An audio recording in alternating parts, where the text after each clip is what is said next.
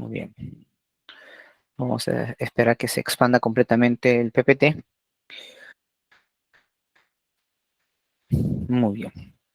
Justamente les estaba indicando que lo primero que vamos a desarrollar es ir a explicar acerca de lo que entendemos por población, ¿correcto? Es más, en un debido momento, cuando hablamos acerca del Estado, habíamos mencionado que justamente era la población, ¿verdad? Que era pues un conjunto de seres humanos que obviamente comparten un espacio, ¿sí? En este caso, el territorio peruano, y que además hay que recordar pues que logran interactuar entre sí.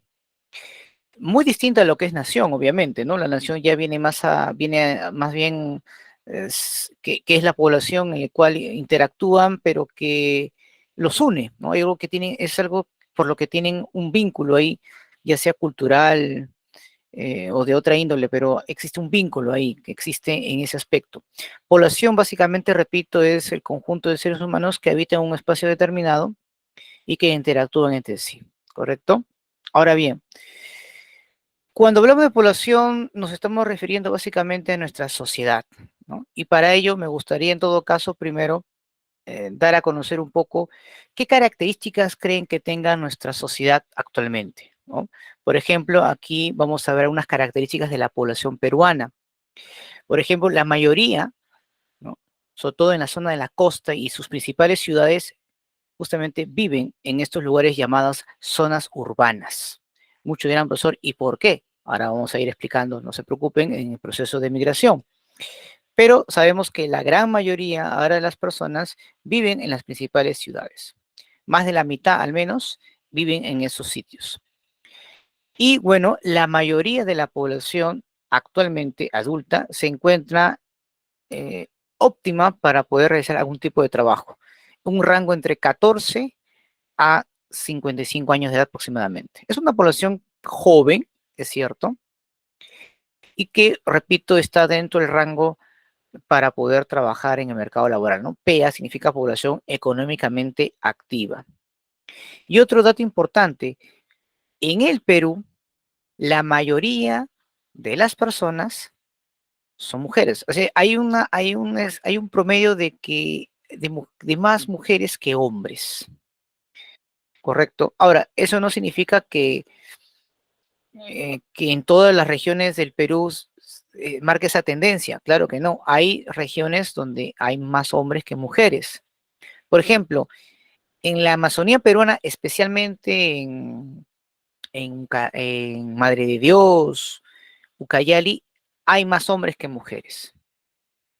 Zonas como La Libertad e incluso Lima, hay más mujeres que hombres. Es decir, la distribución no es homogénea, ¿no? Hay regiones donde hay más hombres que mujeres y viceversa, pero en general, de hecho, hay más mujeres que hombres, ¿correcto? Muy bien. Ahora, creo que ahí está Naomi. Ya, listo, Naomi. Ahora terminando la clase, voy a anotarte, sí, no te preocupes. Ahora, muchos dirán, profesor, ¿y esta tendencia de más mujeres que hombres solamente se da en el Perú? No, también vemos esto que ocurre en otras partes. En el caso de China, por ejemplo, y algunos países asiáticos, es más dramático la situación. Hay muchos más hombres que mujeres, ¿correcto? Ahora, muchos dirán, profesor, ¿y por qué siempre hay esa situación? ¿Por qué hay más mujeres que hombres o en otros lugares es al revés la situación? Por razones culturales, biológicas, etcétera. Por ejemplo, a ver, si hablamos de condiciones genéticas, de hecho la mujer es más resistente que el varón desde el nacimiento.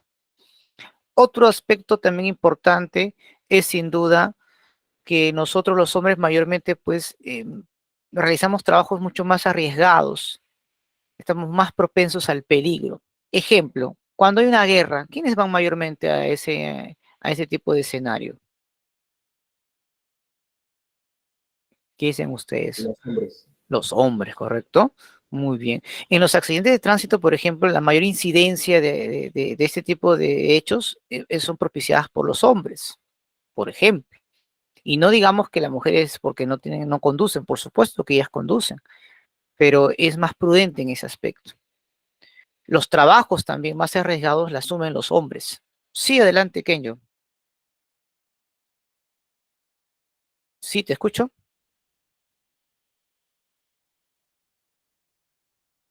Mm, bueno, no lo escucho su audio. Bueno, vamos a continuar. Entonces, esto, digamos, es una de las características. Sí, Blanca, dígame.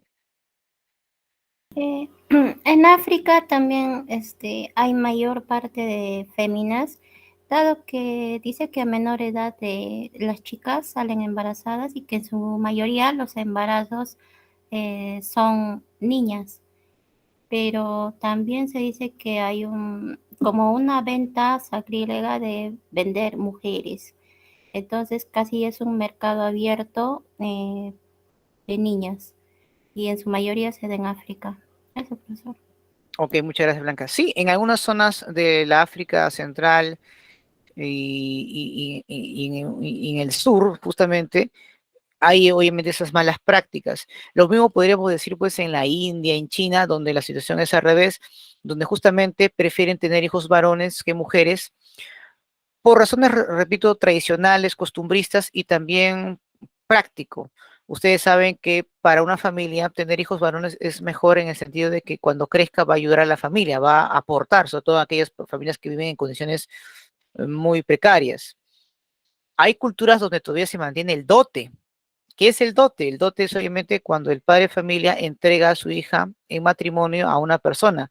Y para esa transacción el padre tiene que ofrecer no solamente a su hija, sino también una serie de regalos al novio.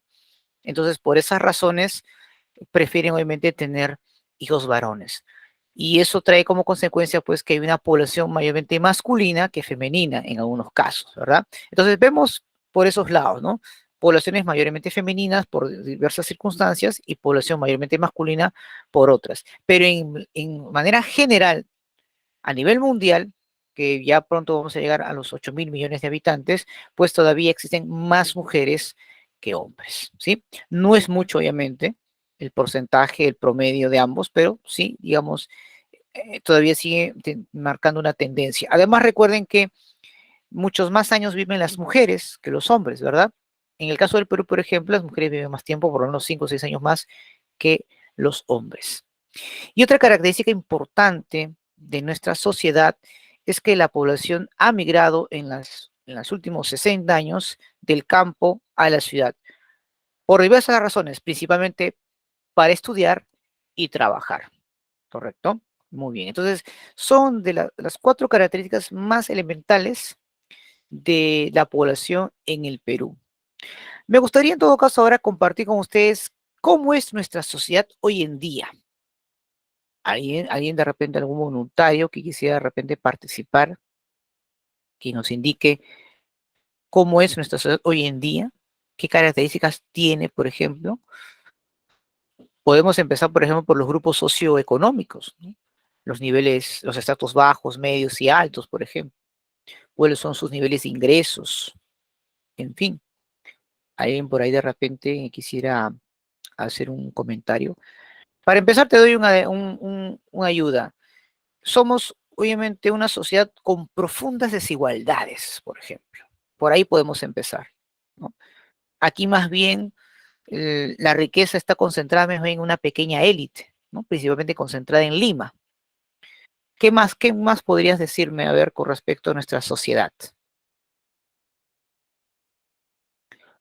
Cuando la mayoría de los peruanos que viven en el campo se incorporan a la modernidad. De hecho, se dio justamente con la ley de la reforma agraria, por ejemplo. Poco a poco la gran población que estuvo marginada desde tiempos desde el inicio de la República fueron asimilándose a a la economía mayormente de Lima, que era centralista en ese tiempo, ¿no? Muy bien. ¿Qué otra característica podría tener nuestra sociedad hoy en día? A ver, ¿quién me podría hablar, por ejemplo, de los sectores altos y los sectores medios, por ejemplo? O de los sectores populares, por ejemplo, también. Eso es algo que también debemos rescatar, ¿no? Cómo es nuestra sociedad hoy en día.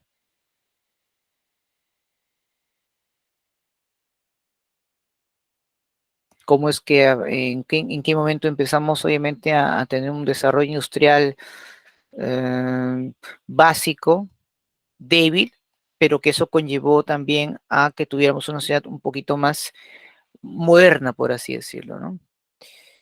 Sí, Kenyo, adelante, te escucho. Muy buenas tardes.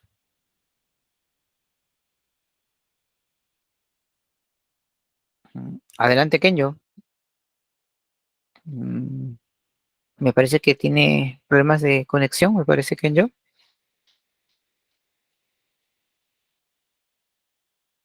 Mm. Sí, profesor, ¿se logra escuchar? Ahora sí, sí, te escucho. Adelante. Ok, sí, profesor, disculpe, le escucho un poco también intercortado, tengo también dificultades con la conectividad.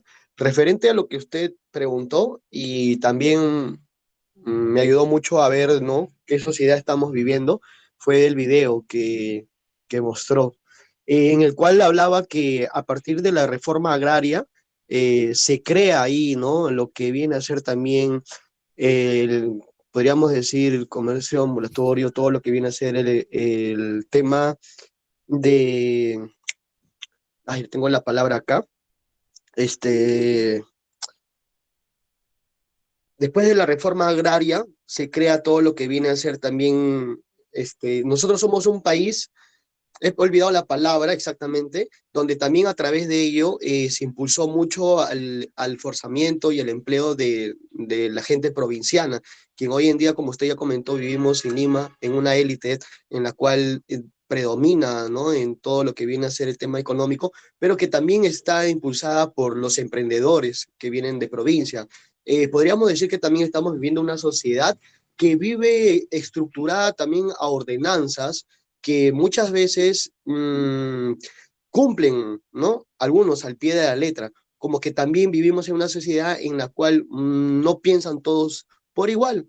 Tenemos ahí, por ejemplo, una fotografía, ¿no?, del uso de la mascarilla, que es obligatorio, pero si también podemos apreciar, no todos acatan esa norma. Podríamos decir que también estamos viviendo en una sociedad actual en la cual la modernidad, todo lo tecnológico nos ha hecho que podamos evolucionar, no solamente económicamente, sino también intelectualmente. Muchas gracias, profesor. Ok, muchas gracias, Kenyo, por tu participación. Sí, en efecto, la base de la economía que ha permitido pues un crecimiento importante en el Perú es gracias pues a la influencia de los emprendedores, mayormente pues llegados de provincias, sobre todo de las generaciones anteriores que poco a poco han ido formando. Gracias a ese gran esfuerzo de los primeros migrantes, permitió pues que sus hijos puedan acceder a las principales colegios, universidades, y estos a su vez se convirtieron en profesionales y continuaban obviamente mejorando su situación socioeconómica. El problema es que ante este crecimiento descontrolado que se empezó a dar a partir de las décadas de los 40 para adelante, el Estado no tenía pues la capacidad necesaria para poder obviamente distribuirlos adecuadamente en una Lima que geográficamente no está preparada para recibir pues una gran cantidad de personas. Entonces, en las últimas décadas, muchas personas que ya se habían asentado años en Lima y en otras importantes ciudades de la costa, pues tenían que buscar algún tipo de trabajo, ya que lamentablemente la demanda laboral no podía satisfacerla, porque aquí en el Perú, pues, sobre todo en las ciudades, había cierta modernidad, pero no había un desarrollo industrial o había muchas fábricas como para que poder, digamos, emplear a mucha gente, pero de algo tenían que vivir, y es por eso, pues, que poco a poco se fue incrementando el trabajo ambulatorio, ¿no?, o el subempleo, ¿correcto?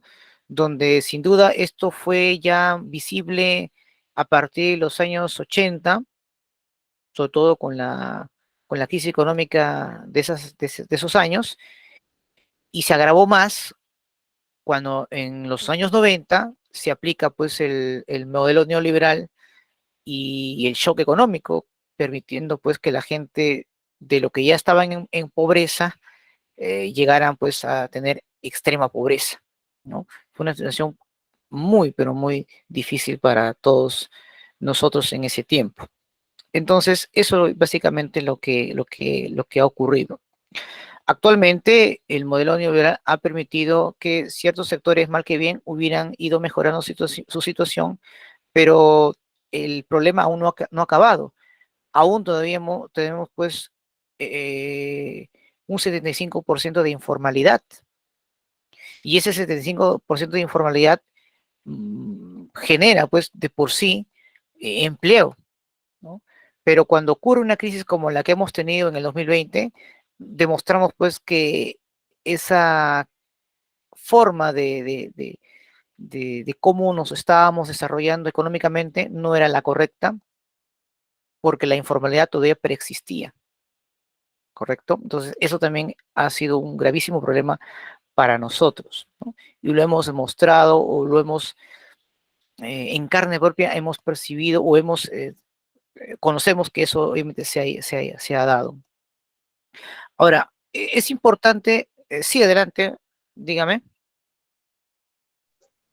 Gracias, profesor. Casualmente lo que usted menciona es algo también muy real y cierto y grave a la vez, en el cual a través de la pandemia nosotros nos pudimos dar de que sí teníamos los recursos y fondos, ¿no? En el tema económico, porque se pudo ver de que ya estando ya con la soga en el cuello, se dieron tipos de bonos, se ayudaron muchas formas en el cual de alguna otra manera no fue bien distribuido ese dinero, podríamos decir que también no fue bien administrado, porque esa pandemia también nos enseñó eso, de que de alguna otra manera sí teníamos esos profundos, incluso se hicieron préstamos con bancos internacionales, y el detalle es que si con ese dinero se hubiese sido administrado de otra manera, creo que hubiéramos evitado muchísimas catástrofes, muchísimas muertes, pero lamentablemente también no fue así. Gracias.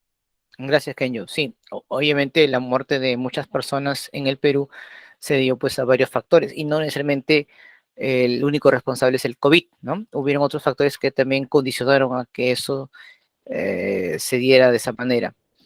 Ahora, en cuanto, sí, adelante, buenas tardes. Profesor, lo que quiero decir es que en la pandemia lo que perjudicó realmente no es el aspecto económico, sino el hecho de que no se emplearon los primeros auxilios. En este caso, que son abrir las postas. Tampoco se empleó el apoyo de los hospitales para verificar a los pacientes, cosa que fue imprudente de parte del gobierno, ya que si hubiéramos optado de verificar todas las necesidades, como era el oxígeno óptimo para los pacientes de COVID, muchas personas no hubieran muerto, ya que muchos familiares tenían que comprar a precios prácticamente inhumanos para poder eh, apoyar a sus parientes, o también para no permitir que estos puedan morir. O sea, fueron años muy difíciles, muy cruentos para cada familia, ya que el solo hecho de no haber tenido tanto postas, tanta verificación de pacientes nos llevó a esta debacle, a que muchas vidas y familias sean arrasadas por la pandemia. Y aún hasta hoy persiste la pandemia, claro, en menores cantidades podría decirse, pero aún persiste, y en verdad eso es parte de la sociedad, y la falta de educación de no tomar en cuenta el cuidado de los mayores de edad, de los niños, de los neonatos, de personas discapacitadas, de personas que tienen otras falencias y discapacidades, que merecen que toda la sociedad tomemos una conciencia de cuidarlos a ellos, aunque sabemos bien que muchos tenemos quizá un sistema metabólico óptimo, pero no todos. Ese es mi aporte, profesor. Gracias. Gracias, muy buen análisis de lo que acabas de mencionar. Claro, cuando me refiero a otros factores, tiene que ver con las precauciones tomadas por los ciudadanos, que muchas de ellas no fueron cumplidas como corresponde, algunas estrategias erradas por parte del gobierno de turno, que siguió políticas mayormente que se daban en el extranjero, como los confinamientos. Claro, en un país donde prácticamente la formalidad en cuanto al trabajo es permanente, muchos podían mantenerse su trabajo de manera virtual, pero en un Perú donde la informalidad es mucho mayor, lo que más bien hubo fueron despidos. muchos se dedicaron pues al trabajo de suspensión perfecta. Entonces la gente no podía estar mucho tiempo confinada porque tenían que alimentarse, muchos de ellos no recibían bonos. Y bueno, eso también incrementó pues también los contagios, ¿no? Entonces hubo obviamente tanto de la sociedad o de un sector de la sociedad como el Estado en su conjunto de no llegar, de no realizar políticas adecuadas. Eh, ¿Por qué? Porque para empezar, muchas de esas políticas de bioseguridad fueron importadas de otros países que la OMS había acatado o en este caso había dado su punto de vista, o, perdón, había aceptado, pero no veía, o no, en este caso el Perú tenía pues otras características, ¿no? Similar de repente a lo que tenían otros países, eh, mayormente pues del tercer mundo. Entonces eso también ha sido algo importante, ¿no? Teníamos un sistema de salud colapsado, incluso desde antes de la pandemia. Muchos de los compatriotas no estaban muy bien alimentados. En fin, fueron sin duda una serie de factores en el cual incluso también incluimos algunas empresas que aprovechando la situación lucraron de una manera descarada. El ejemplo que tú me dices es el del oxígeno, por ejemplo, donde subió pues a precios muy altos y la gente pues no tenía otra opción pues que buscar otras alternativas. La gente pues ya no podía soportar tanta presión económica, psicológica, etcétera, ¿no? Fue una situación, como tú dices, cruenta, ¿no? Creo que esa es la palabra adecuada para describir lo que estamos justamente ahorita dialogando. Bien, con respecto a la etnicidad, hay que recordar pues que cuando la gran población indígena y poco a poco logran incorporarse a, a la vida pública nacional, poco a poco se ha ido dando lo que es un verdadero proceso, ¿no? de mestizaje. Pero a diferencia de Ecuador y Bolivia, donde llegaron incluso a formar movimientos políticos importantes, que hasta el día de hoy tienen mucha repercusión, aquí no. Aquí en el Perú todavía no nos hemos organizado de manera política, ¿correcto? La población indígena todavía no ha logrado, digamos, tener esa organización, pero por otro lado, hemos logrado hasta cierto punto tener cierta integración étnica. eh, claro que no ha sido, en este caso, pero no tan deliberante, por así decirlo, con respecto a algún tipo de situación que se pueda dar, ¿no? En Bolivia y en Ecuador, por ejemplo, casi tumban gobiernos, por ejemplo, cuando ante medidas que perjudicaban su vida, ellos se manifestaron y sin duda fue un golpe tremendo a los grupos del poder. Aquí todavía esto no se ha logrado hacer, no hay un movimiento fuerte. Hay en diversos sectores, creo que el componente más importante y más sólido lo encontramos en el sur, ¿no? Pero en otras partes del Perú no hay todavía esa fuerza. Lo que también hemos visto que de acuerdo a nuestra estructura social, vemos todavía, pues sin duda, de acuerdo a nuestra condición socioeconómica, mucha discriminación. Claro, la discriminación étnica no es tanto por el color de piel exactamente, ni porque sea institucionalizado, sino tiene que ver básicamente con una marginación social, pero basada obviamente en la capacidad adquisitiva de los peruanos y peruanas, ¿no? Actualmente esa es la discriminación que tenemos. Y creo que en su momento lo hemos conversado, ¿no? Donde me indicaron, profesor, más que racismo hay un clasismo, ¿no? Y eso en parte tienes mucha razón, porque no es como en el caso de Estados Unidos, donde el racismo sí se ha institucionalizado.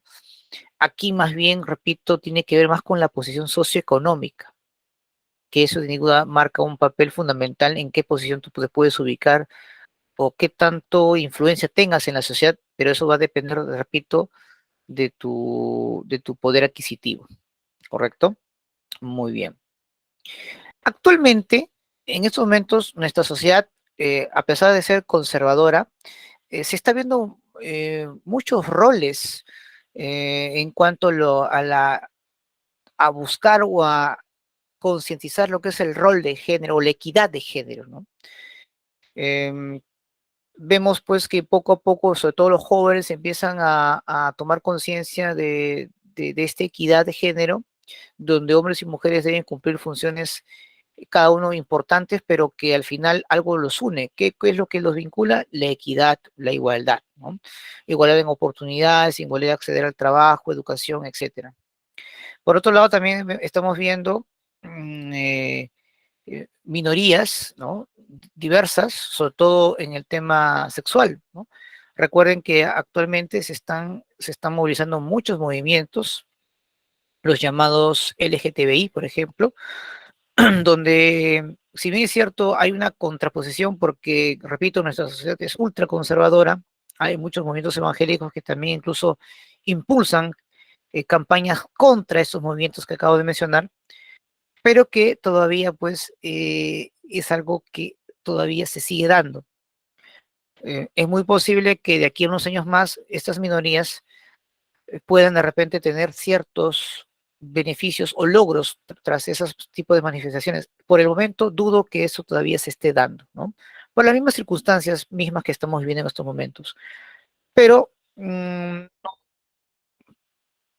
no creo que estos movimientos pues al final dejen sus luchas o sus reivindicaciones tan fácilmente, ¿no? Va todavía a pasar, repito, mucho tiempo, pero tarde o temprano seguramente algún tipo de um, beneficio seguramente obtendrá por parte del Estado, ¿sí?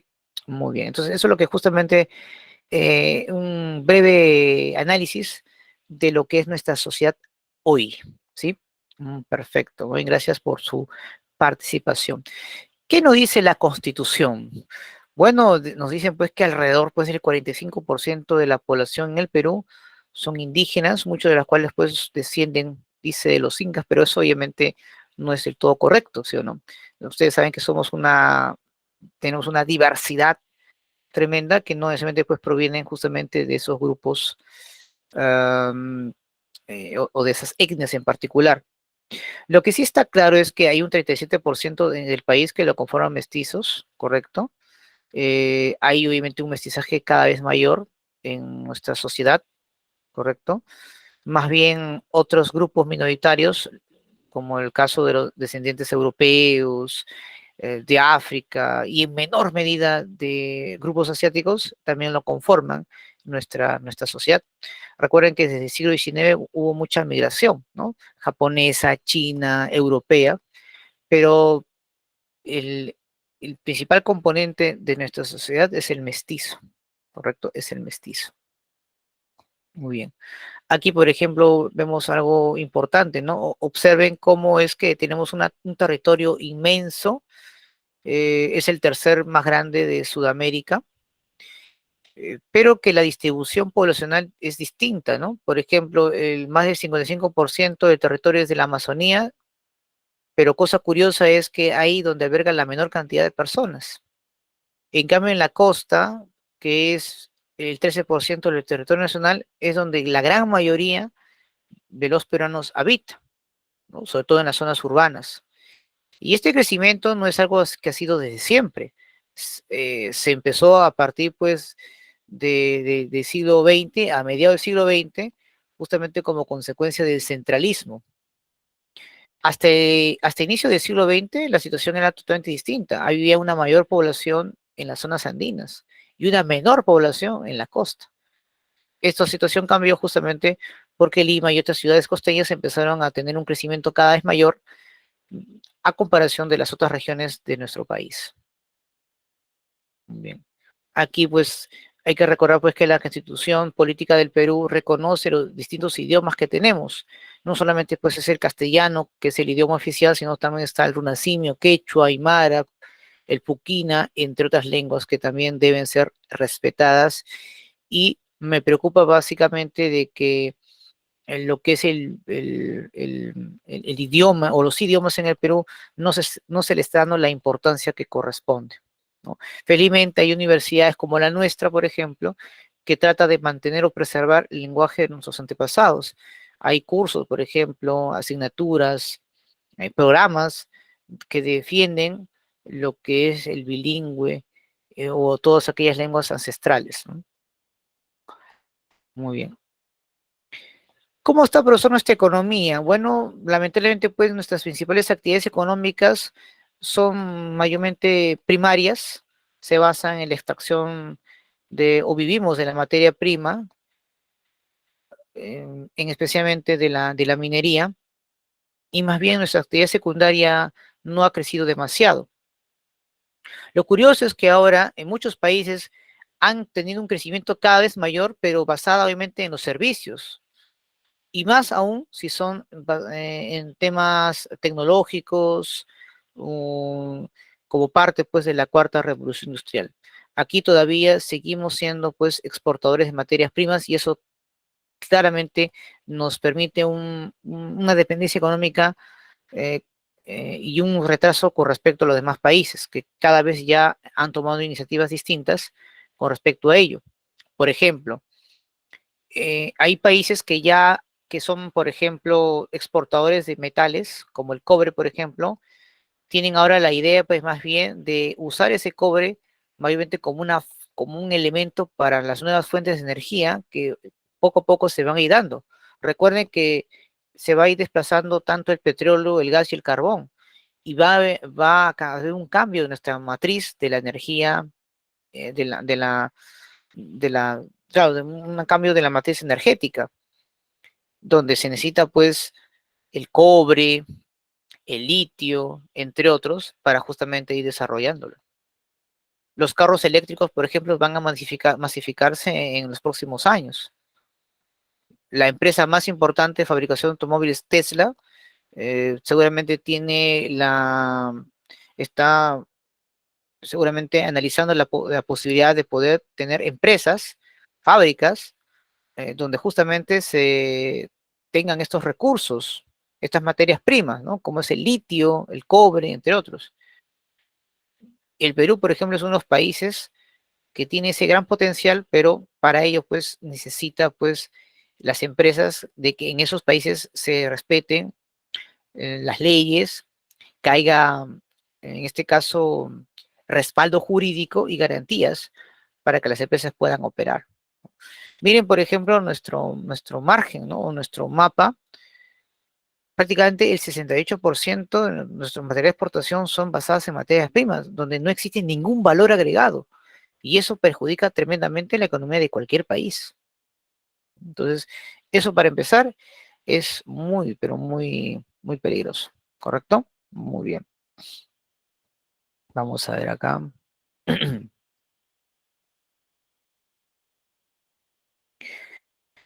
Esto es muy importante, ¿no? ¿Cómo está nuestra esperanza de vida, jóvenes, con respecto a otros países? A ver, ¿quién me puede decir qué es la esperanza de vida? A ver, ahí justamente lo tienen en pantalla, pero me gustaría que con sus propias palabras lo puedan decir. A ver, adelante, sí, te escucho. Buenas tardes. Buenas tardes, profesor. Soy Vega. Esperanza de Buenas vida, tardes. A ver, a mi parecer, es el tiempo de vida que uno puede vivir. Por ejemplo, por lo que tengo entendido, o más o menos es un aproximado, acá en el Perú la esperanza de vida máxima de la mujer es de 75 a 70, de 73 a 75 años, que yo sepa, y del varón es de los 66 a los 70. Pero eso va variando en cada país y en cada lugar en el que podamos estar.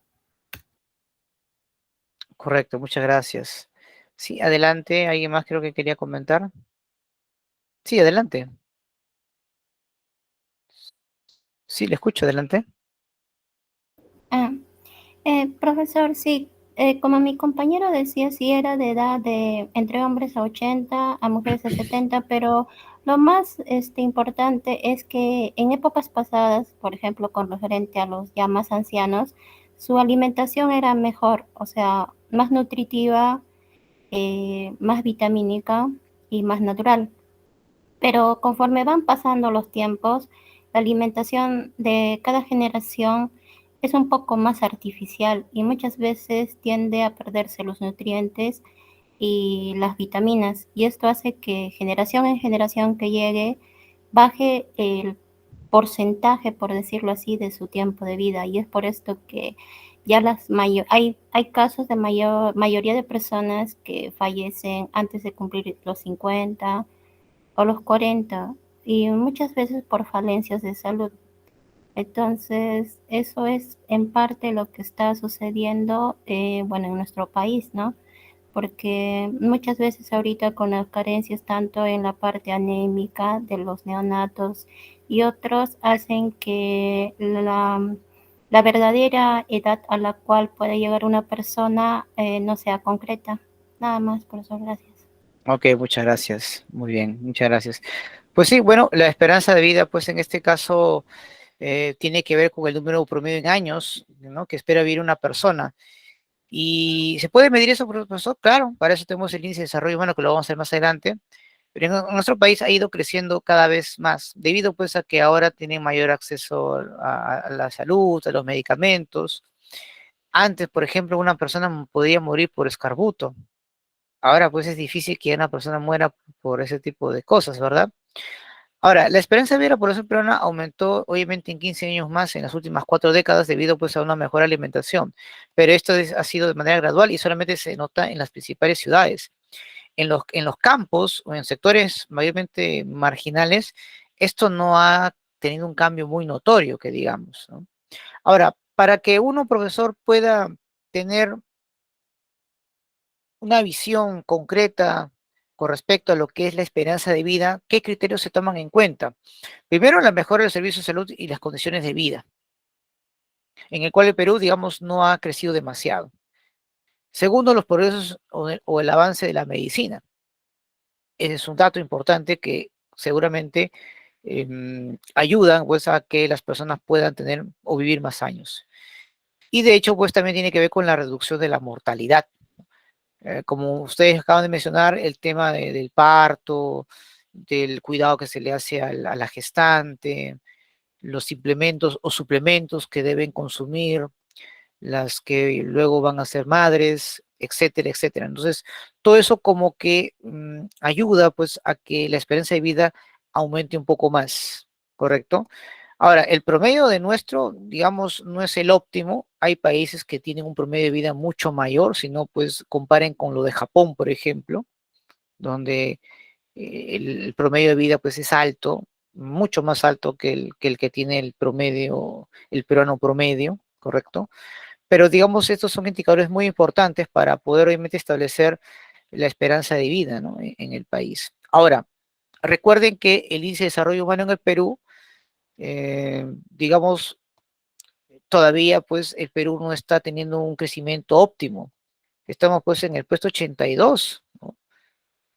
Prácticamente, si bien cierto el Perú mejoró en el ranking mundial, pues nuestro índice de desarrollo humano, digamos, no ha sido muy óptimo. ¿Qué países, profesores, están en el top? Dinamarca, Suiza, por ejemplo, Finlandia, entre otros. ¿Y por qué, profesor, en este caso? ¿Qué es lo que permite que, o qué indicadores nos permite medir el índice de desarrollo humano? Bueno, está pues el acceso a la salud, a la educación, calidad de vida. Esas tres características es muy importante para poder yo darme una idea de los índices, del índice de desarrollo humano en un país, ¿correcto?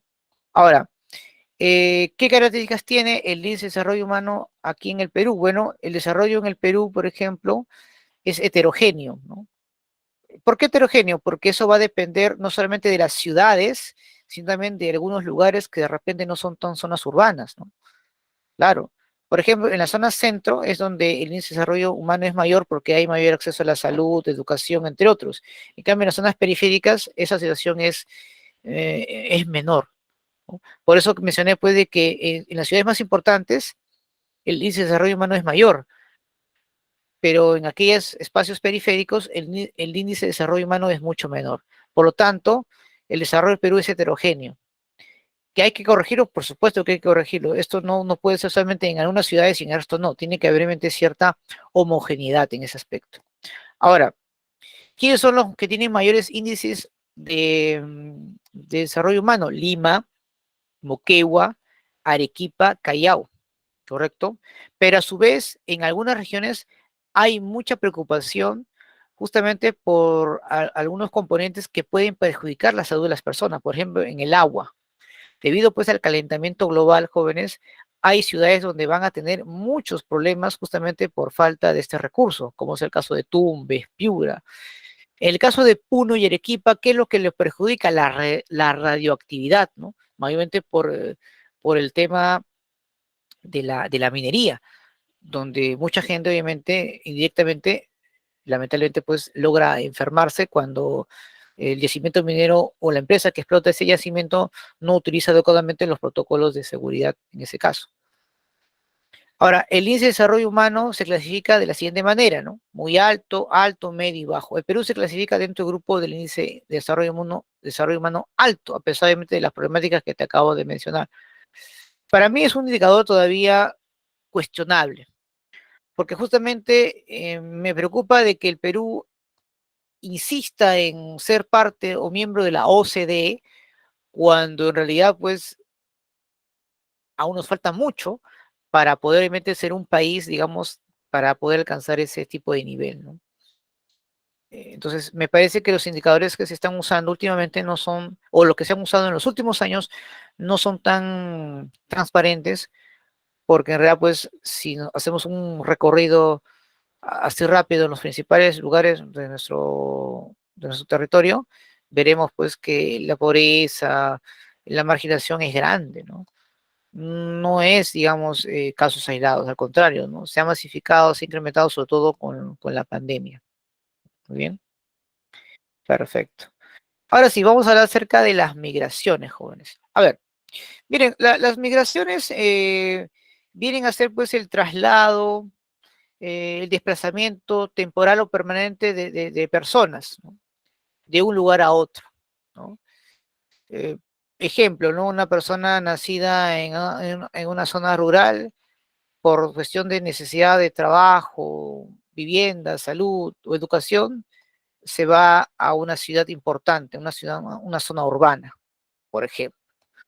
Ahora, hay obviamente dos tipos de migraciones, ¿correcto? La emigración, que es la salida de personas, y la inmigración, que es el ingreso de personas.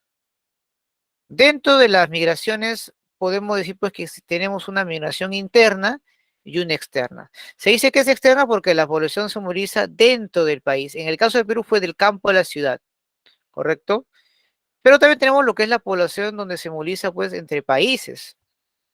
El ejemplo más claro es la llegada de muchos migrantes colombianos, venezolanos a nuestro territorio, ¿correcto? Ahora, un dato muy importante, el Perú nunca ha sido un receptor importante de migrantes por su ubicación geográfica. Hay que recordar que durante el siglo XIX y XX todo el mundo quería migrar a Europa.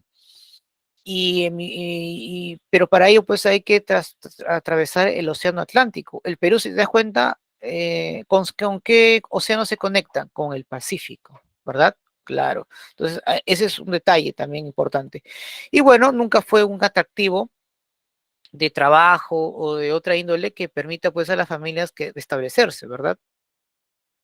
Tanto es así que el Perú incluso tuvo que hacer invitaciones a familias extranjeras para que puedan habitar un determinado territorio. Eso pasó, por ejemplo, en el siglo XIX durante el gobierno de Echenique, donde promovió pues la migración europea, principalmente de alemanes y austriacos, que al final pues dio sus frutos. Hay muchos descendientes en algunas zonas como de Cerro de Pasco, principalmente en Oxapampa, Chanchamayo, entre otros, donde están ahí o permanecen ahí sus descendientes, por ejemplo, ¿no? ¿De acuerdo? Entonces, eso, digamos, es con respecto a las migraciones. Muy bien. Entonces, profesor, si no somos, digamos, o no es común el hecho de recibir personas extranjeras, es por eso de repente nuestro miedo, nuestro temor, nuestro rechazo a los extranjeros. En buena parte sí, ¿no? Porque no estamos muy acostumbrados a esas constantes migraciones que de repente otros países sí lo tienen, ¿verdad? En el caso del Perú, digamos que no es algo usual, ¿no? Ver muchos extranjeros que han llegado en los últimos años. Ahora, es interesante mencionar, pues, de que el Perú actualmente, por su ubicación geográfica, el objetivo, el mercado, es Asia, ¿no? Y el Perú geográficamente está muy bien ubicado para poder desarrollar cualquier tipo de intercambio comercial y qué mejor, pues, también el intercambio de personas, ¿no?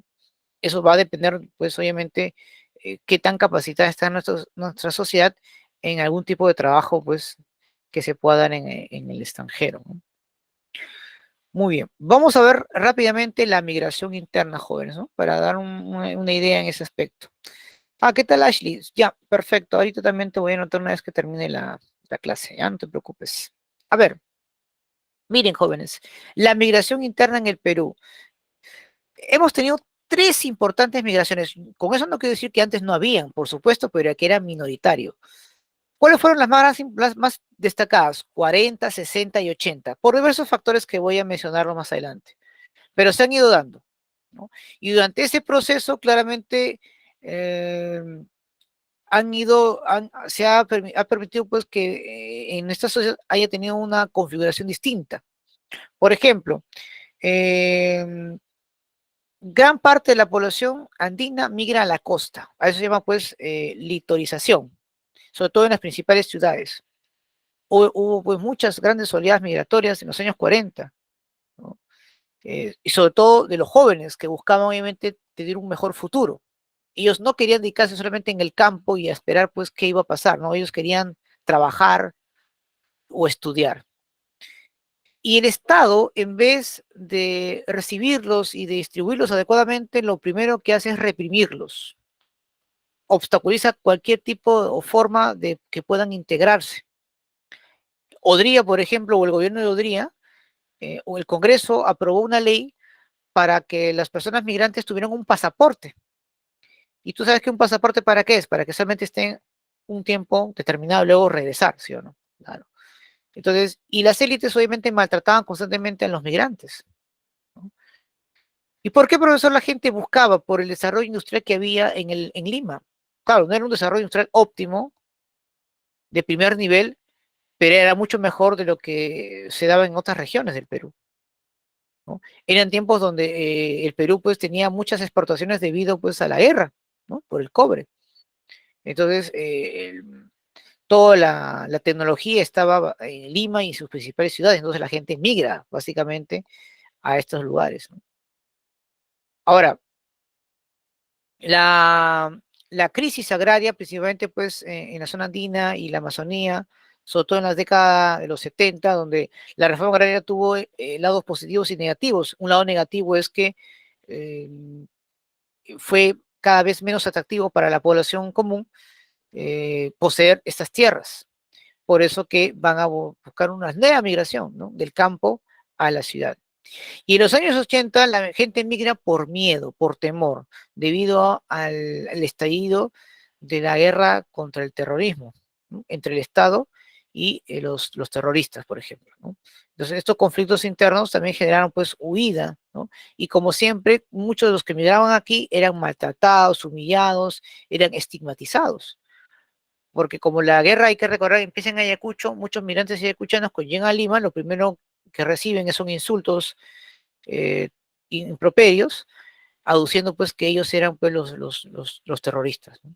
Lamentablemente pues eso sucedió en esos años.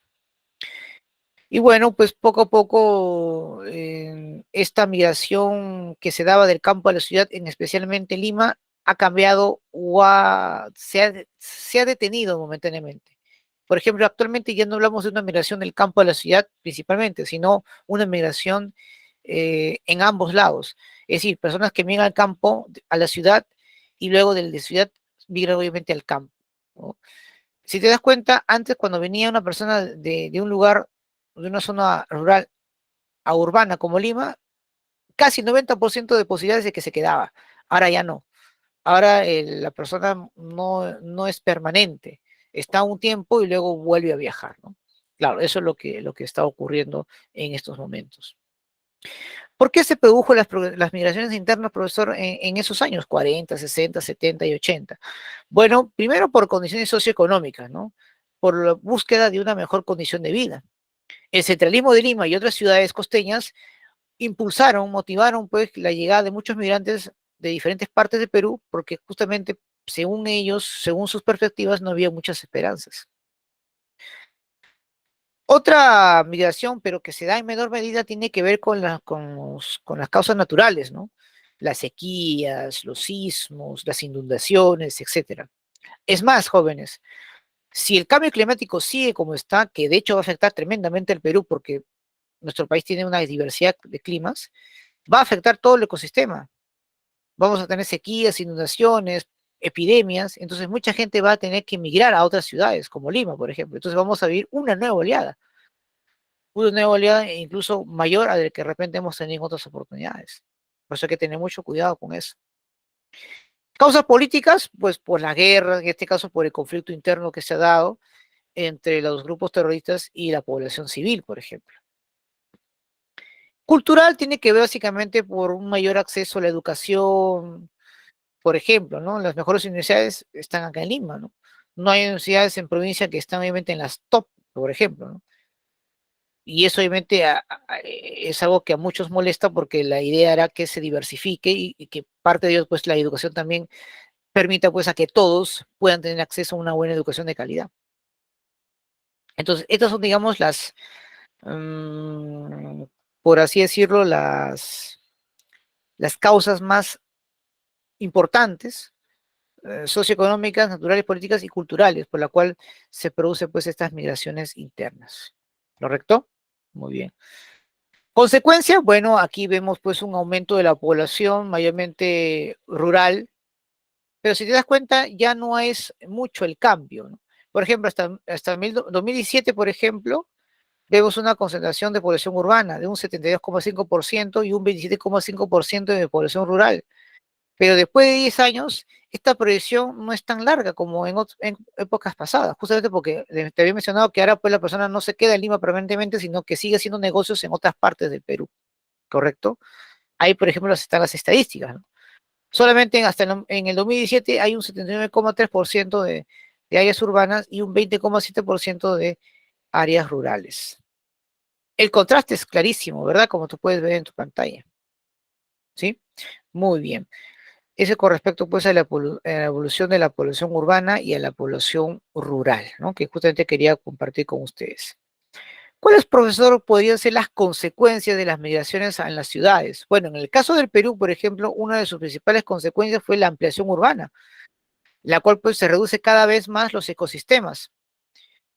Los pantanos de Villas, si alguna vez ustedes han ido, eran mucho más grandes hace décadas atrás. Pero ¿qué es lo que está pasando? La expansión urbana está limitando su espacio. Y eso va a continuar. Van a haber lomas muy bonitas en Lima que van a ir desapareciendo justamente por la expansión urbanística. Lamentablemente, pues las migraciones y ante una mala preparación del Estado para recibir una determinada cantidad de gentes que provoca hacinamiento, tugurización en las zonas urbanas, ¿no? En las zonas periféricas. Es por eso que tú, por ejemplo, encuentras zonas tan bonitas como Miraflores y alrededor de Miraflores encuentras algunas zonas que lamentablemente pues no tienen lo necesario o carecen justamente de ciertos elementos por la cual la población no está completamente satisfecha. Claro. Tú vas, por ejemplo, pasas toda la Panamericana Sur, vas a encontrar ahí una escena de contraste tremendo, ¿no? Entre una zona de lo que es la llamada Pamplona Alta y otra que es la de la zona céntrica, ¿no? De parte, si no me recuerdo, de Surco. O otro ejemplo, tú un día ve con el tren y recorre todo, ¿no? Desde Villa El Salvador hasta Bayobar, por ejemplo. Y vas a encontrar, pues, cómo es el contraste, ¿no? De ciudades muy bien distribuidas y otras con precariedad. Vas a encontrar notoriamente, drásticamente, ¿no? Vas a encontrar, pues, dos Limas, ¿no? Totalmente partidas, una y otra. Sí, Kenyo, adelante, dígame. Profesor, hay algo muy interesante, no solo aquí en el Perú, y hablo también de provincias y otros países.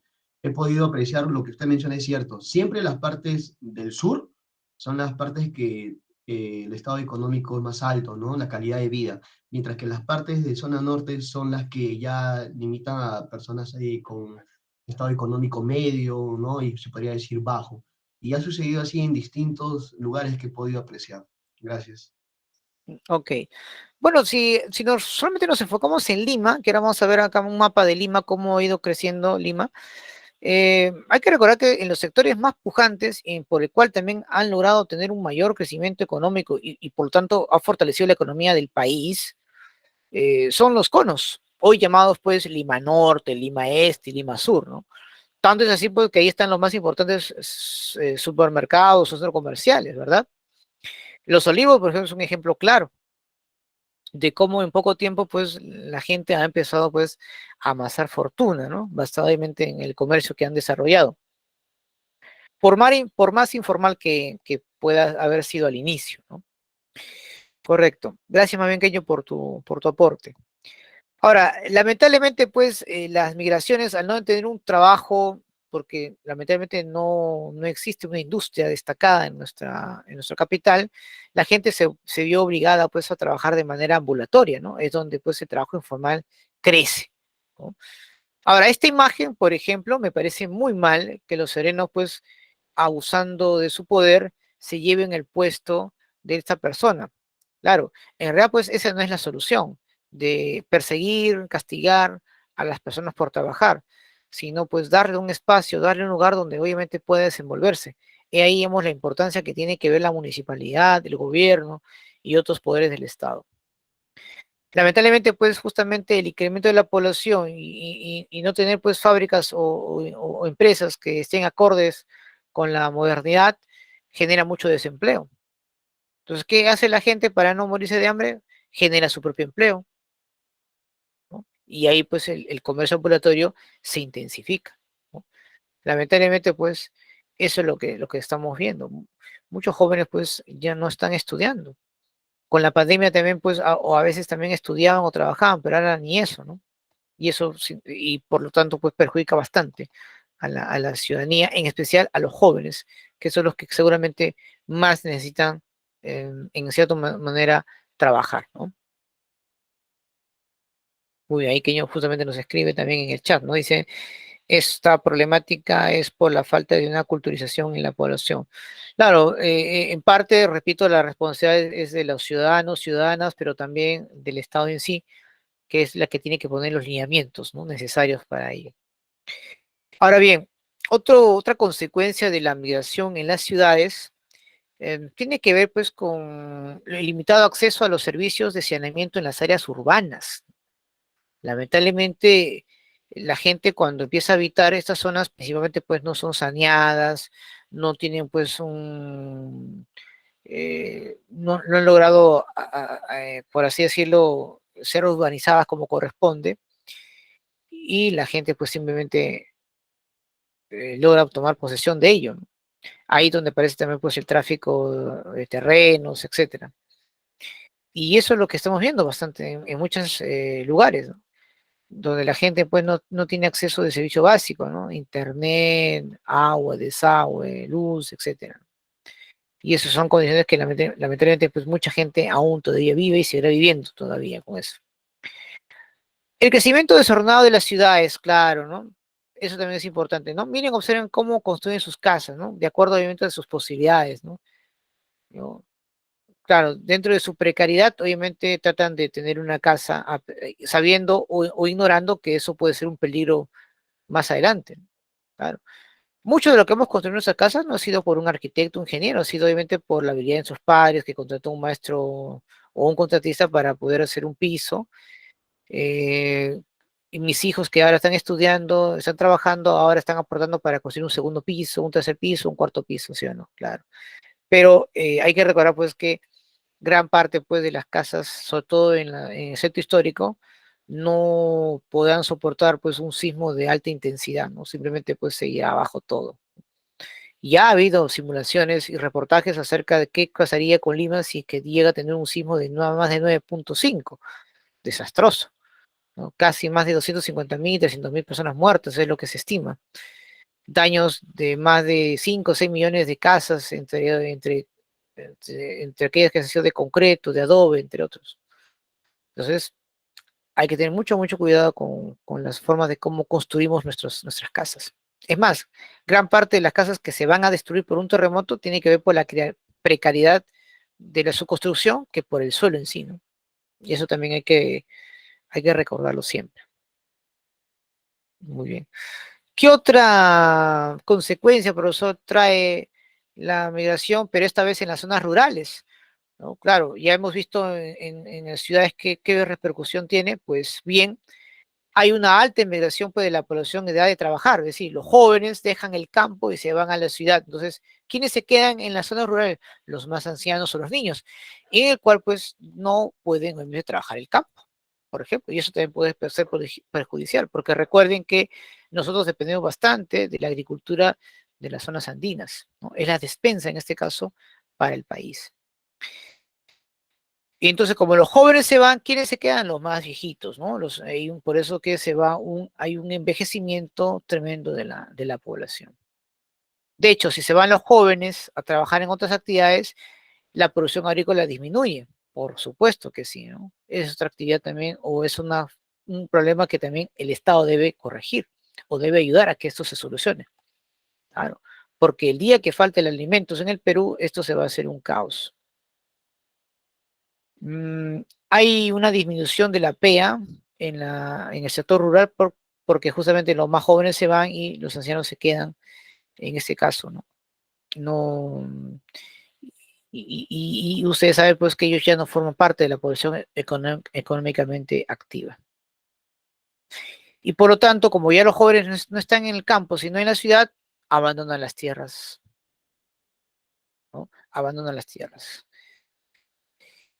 Por último, se busca, bueno, en este caso a veces también en algunas zonas tropicales, como los bosques, por ejemplo, en esos sitios está prohibido hacer algún tipo de actividad minera o agrícola. Sin embargo, pese a que las normas están establecidas, no hacen caso, ¿no? Pero es muy importante destacar que para también mejorar la o que las consecuencias en este caso de las migraciones en las zonas rurales no sean, digamos, mayores, pues solamente vamos a mencionar pues que lo que se busca es tratar de recuperar el ecosistema.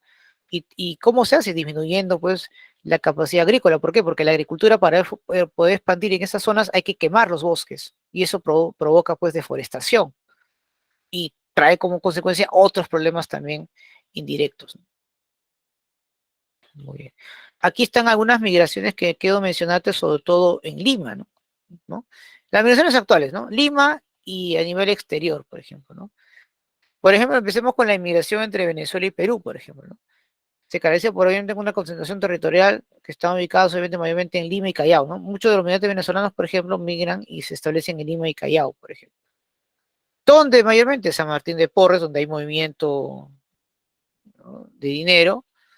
Santiago de Surco, Los Olivos, que también generan mucho dinero, y San Juan del Lurigancho. ¿Por qué San Juan del Lurigancho, profesor? Porque obviamente es el lugar más poblado y más grande que tiene, ¿no? Tiene más de 1 millón de habitantes, por ejemplo. ¿Correcto? Muy bien. Ahora, quiero recordar pues que la migración venezolana no es la única, ¿no? Durante el siglo, desde 2019 hasta tiempo de la pandemia, se han dado pues muchas migraciones de otros países también de manera considerable, ¿no? Como es el caso de Colombia, Argentina, etcétera. Haití es otro ejemplo. Y bueno, pues, pero bueno, la media de comunicación nos indica pues que son son los venezolanos los únicos, ¿no? Que ya en caravana, ¿no? Cuando eso no ocurrió, ¿no? En Kuczynski sí se dio, pero fue por razones políticas, ¿no?, netamente, pero ya no estamos viendo pues grandes flujos migratorios, sobre todo por las restricciones que se han dado hace un poco tiempo atrás, ¿no? Pero igual siempre hay que estar en constante monitoreo, ¿no? La idea es siempre hacer un empadronamiento de todos aquellos que llegan a nuestro país para poder obviamente saber cuáles son sus intenciones exactamente, ¿no? Muy bien, ahí están, ¿no?, algunas migraciones ahí importantes que estamos viendo que se están dando. Muy bien. En el caso de Lima, pues como te mencioné, los lugares pues donde más venezolanos y extranjeros habitan es Los Olivos, San Juan de Lurigancho, Santiago de Surco y San Martín de Porres. Todas ellas, obviamente, salvo Santiago de Surco, tienen pues un gran poder comercial inmenso, ¿no?, donde se mueven millones y millones de soles, ¿no? Eso es para empezar, ¿no?, con respecto al poder económico que tienen estas grandes, estos migrantes que se han establecido en estos distritos que acabo justamente de mencionar, ¿no? Muy bien. Perfecto. ¿Alguna pregunta, alguna inquietud, chicos, hasta aquí sobre el tema que estamos o que acabamos de estudiar de repente? ¿Sí? ¿Alguna pregunta que realmente quieran hacer? ¿Mm? ¿Todo claro? Sí, profesora, ¿Sí? ha esclarecido algunas Ahora, hay dudas. algo que... Gracias. Ah, ya, perfecto. A ti, muy bien. Justo quería también, ya para poder concluir esta parte, era con respecto, sin duda, a algunas características también, ¿no? Dentro de la parte de la cultura popular de nuestro país, ¿no? Esto es fundamental, ¿no? Recuerden, por ejemplo, todo lo que tenga que ver con el arte popular, lo que llamamos, pues, lo urbano, ¿verdad? Que también es muy importante resaltar. Por ejemplo, ¿qué manifestaciones culturales en el Perú contemporáneo tenemos, ¿no? La cultura popular, ¿no? El folclore, la cumbia, que ha ido obviamente integrándose cada vez más. Incluso se va hasta los sectores más altos, ¿ah? Antes ni siquiera los sectores más altos querían escuchar cumbia, ahora sí. Sí, dígame, adelante. Entre ellas, profesor, existe una que incluye todas, ¿no? Incluso el teatro, que es nuestra carrera, es la manifestación pacífica a través de las Claro, artes circenses escénicas, en donde se manifiesta todo tipo de arte, danza, música, teatro, ¿no? Y incluso es una de las manifestaciones en las cuales los jóvenes, a través de esta misma, nos podemos manifestar libremente, sin quizás mencionar un tipo de violencia, ¿no? U otros tipos de cosas diversas. Pero sin embargo, como usted mencionaba, en tipo de fiscalización, a los artistas urbanos los ven como si fueran delincuentes, como si estuviesen haciendo un delito. Ahora, si hablamos sobre la Constitución y derechos, ¿no? De derechos de la Constitución, ahí está un grave problema de nosotros mismos, la falta de culturización, ¿no? Porque a muchas veces nos meten en un mismo saco que nos involucran con el comercio ambulatorio. Entonces ahí está habiendo un abuso en derecho de coacción, se podría decir. Pero sin embargo, muchos de los artistas urbanos lamentablemente carecen de esta falta de culturización, de investigación en los derechos de constituciones, y es por eso que hay este gran abuso, pero sí se ha podido ver el fortalecimiento de esta manifestación pacífica a través de las artes circenses escénicas, cosa que el gobierno lamentablemente a veces no apoya, sino son muchas veces de autogestión. Gracias. son represivos. A ti, Kenyo, claro. Sí, en realidad, pues claro, esas artes escénicas que ustedes mencionan también son parte, pues, del folclore popular, que ha ido forjándose, obviamente, con el paso del tiempo y que ha ido teniendo una propia identidad, ¿correcto? Sí, adelante, dígame, buenas tardes. Buenas tardes, profesor.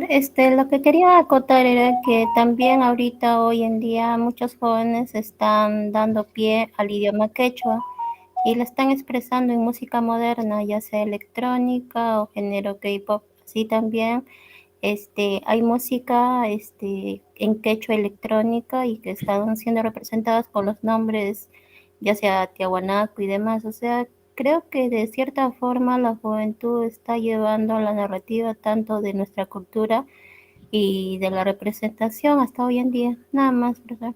Ok, muchas gracias. Claro, por ejemplo, no recuerdo si era Luis o Jaime Quequesana, también un importante artista que utiliza justamente una serie de instrumentos andinos, instrumentales de otros países, donde también pues crea, ¿no? Musicales, por ejemplo. Entonces, eso es obviamente una expresión que obviamente se ha ido manteniendo y que debe obviamente proliferarse cada vez más, se debe expandir. Y para ello, pues, felizmente, pues, cuentan con las redes sociales, con la internet, para que eso pueda darse, ¿no? Otro ámbito importante de nuestra identidad cultural, por ejemplo, es la gastronomía. Bueno, algunos especialistas no debería denominarse gastronomía porque no hay una investigación concreta en base al arte culinario peruano, no hay mucha bibliografía, ¿no? A diferencia de México, Francia, pero se ha quedado en nuestra mente, ¿verdad? Esto de la gastronomía, impulsada justamente por Gastón Acurio, donde pues poco a poco ha ido no solamente gustando a los diversos sectores de la población, sino también en el extranjero, ¿no? Admirado obviamente por mucha gente, ¿no? No voy a negar que tiene sus detractores también, ¿no? Eh, eh, por ejemplo, una de las características de la comida peruana es que hay mucho carbohidrato, ¿no? Claro, usa algunas combinaciones que de repente en otros países realmente no es costumbre, ¿no? Por ejemplo, el arroz con la papa, ¿no? No veo muchos casos en otros países, pero acá sí, ¿no? Acá que no haya arroz o que no haya papas es un sacrilegio, ¿no? Que es que no vemos esa combinación, por ejemplo. Pero en fin, entonces ha ido dando un boom gastronómico cada vez mayor en ese aspecto, gracias pues al emprendimiento, a la creatividad pues de muchos chefs que también siguieron esa misma iniciativa que inició Gastón Acurio en su momento, ¿no? Vemos también pues festividades que todavía no solamente se mantienen en el tiempo, sino que incluso han sido nombrados como patrimonio de la cultural, ¿no? Como es el caso de la festividad de la Virgen de la Candelaria, que es tal vez la manifestación más importante o tan importante como la que se celebra en Río de Janeiro, por ejemplo. Hay muchos extranjeros que van justamente por ese tipo de festividades, que es como una especie de carnaval, ¿no? Que se da siempre pues a fin de año, entre fines e inicio del próximo, y que junto con el Carnaval de Río de Janeiro pues es una de las festividades más importantes que se tienen, ¿no? Y eso es realmente importante, ¿no? Para tener en cuenta, porque recuerden, la festividad de la Candelaria ha sido declarada por la UNESCO como el patrimonio de la humanidad, ¿no? Eso no es poca cosa.